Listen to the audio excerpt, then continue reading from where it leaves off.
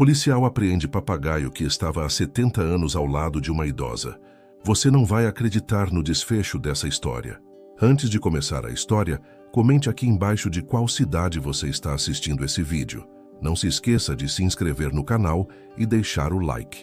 Boa história a todos! A antiga casa de madeira na parte histórica de Petrópolis abrigava mais que móveis antigos e fotografias amareladas. Entre suas paredes vivia uma história de amor pouco convencional. Dona Zulmira, com seus cabelos brancos sempre arrumados num coque discreto, acabara de completar 90 anos. Viúva há mais de 2 décadas, sua verdadeira companhia nos últimos 70 anos tinha sido Louro, um papagaio verdadeiro de plumagem exuberante e personalidade ainda mais marcante. A rotina dos dois era conhecida por todos na vizinhança.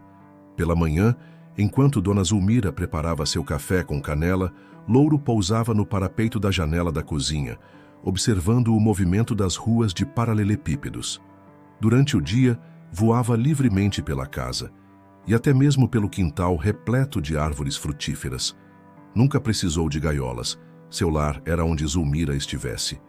"Bom dia, minha flor", dizia o papagaio todas as manhãs, com um sotaque que misturava o carioca com o mineiro, resultado das diferentes influências que teve ao longo de sua longa vida com Zulmira. Naquela tarde de outono, enquanto servia chá de camomila em sua velha xícara de porcelana para Dona Iracema, professora aposentada que morava 2 ruas abaixo, Zulmira recordava como Louro havia entrado em sua vida. "Foi presente do meu pai quando completei 20 anos.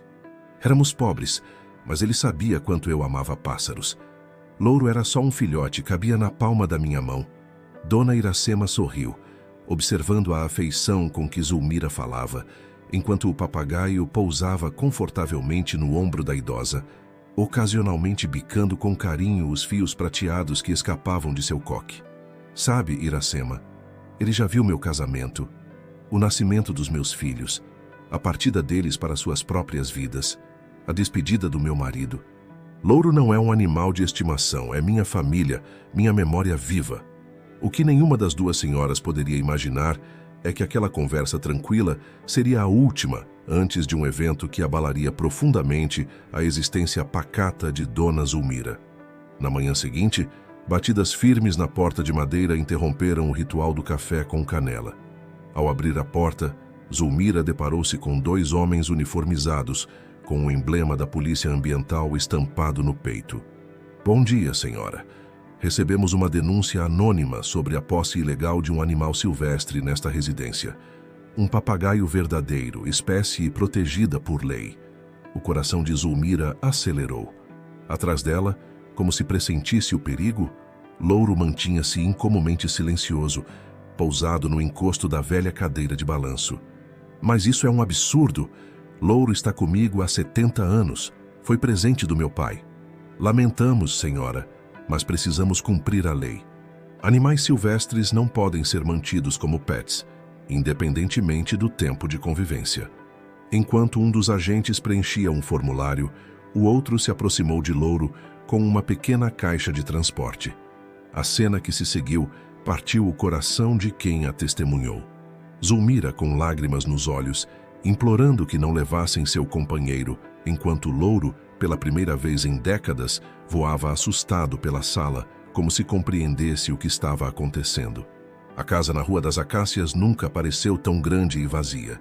3 dias haviam se passado desde que os agentes ambientais levaram Louro, mas para Dona Zulmira, cada hora sem seu companheiro parecia uma eternidade. O silêncio que preenchia os cômodos era quase palpável.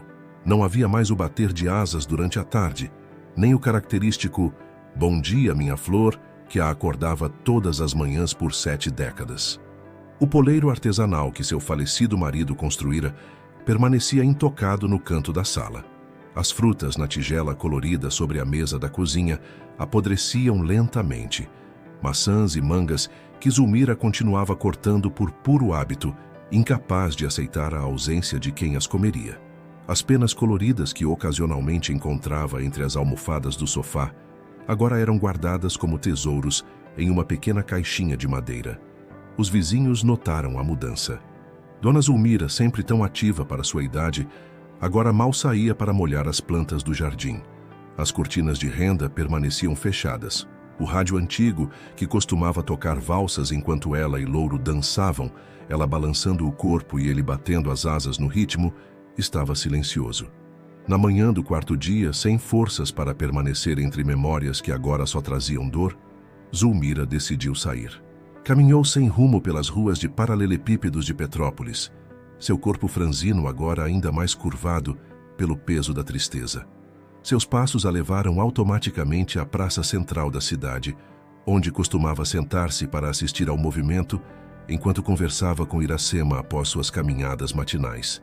Foi ali, observando crianças brincando e casais de mãos dadas, que a solidão a atingiu com força total.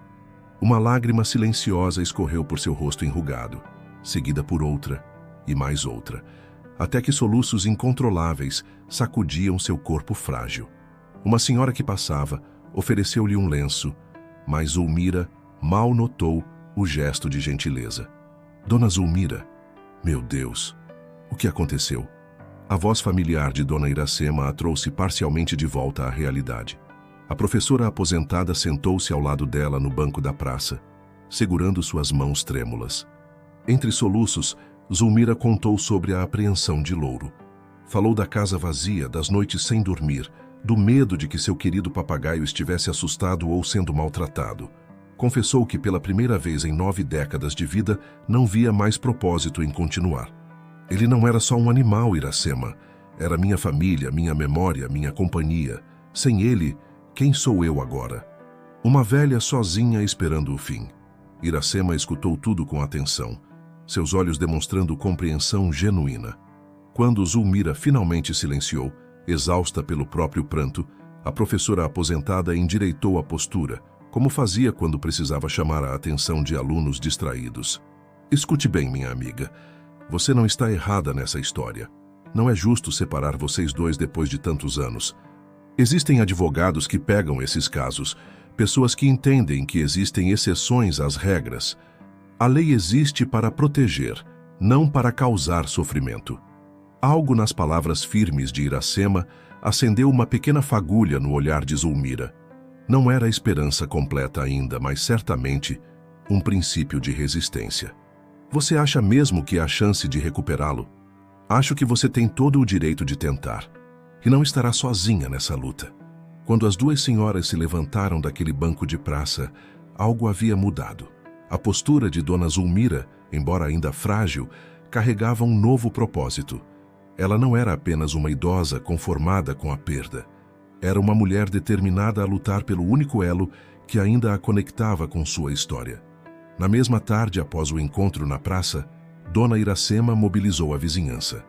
Um grupo de WhatsApp foi criado, e logo a história de Dona Zulmira e Louro circulava entre os moradores de Petrópolis. Foi o filho da dona da padaria que sugeriu o nome de Dr. Tiago, um jovem advogado recém-estabelecido na cidade, conhecido por defender causas que outros consideravam perdidas. No dia seguinte, Zulmira recebeu Dr. Tiago em sua sala. Ele tinha apenas 28 anos, cabelos cacheados e um par de óculos de armação grossa que lhe conferiam ar de intelectual. A princípio, a idosa hesitou. Como alguém tão jovem poderia entender a profundidade de um vínculo de 7 décadas? No entanto, bastaram 10 minutos de conversa para perceber que, apesar da juventude, ele possuía uma sensibilidade rara. Dona Zulmira, não vou mentir para a senhora. Casos como o seu são complexos do ponto de vista legal. A lei ambiental é clara quanto à proibição de manter animais silvestres em cativeiro. O coração da idosa apertou-se. Mas, continuou ele, ajustando os óculos, existem precedentes jurídicos que reconhecem situações excepcionais, especialmente quando há comprovação de vínculo afetivo de longa data e quando o bem-estar do animal está assegurado. Nas semanas que se seguiram, um verdadeiro arquivo de memórias foi montado. Vizinhos trouxeram fotografias antigas que mostravam Louro no ombro de Zulmira durante festividades comunitárias ao longo das décadas. O médico que a acompanhava há 20 anos forneceu um laudo, atestando o impacto da separação em sua saúde física e emocional. O veterinário que ocasionalmente consultava Louro Escreveu sobre o excelente estado de saúde do animal, fruto dos cuidados dedicados que recebia.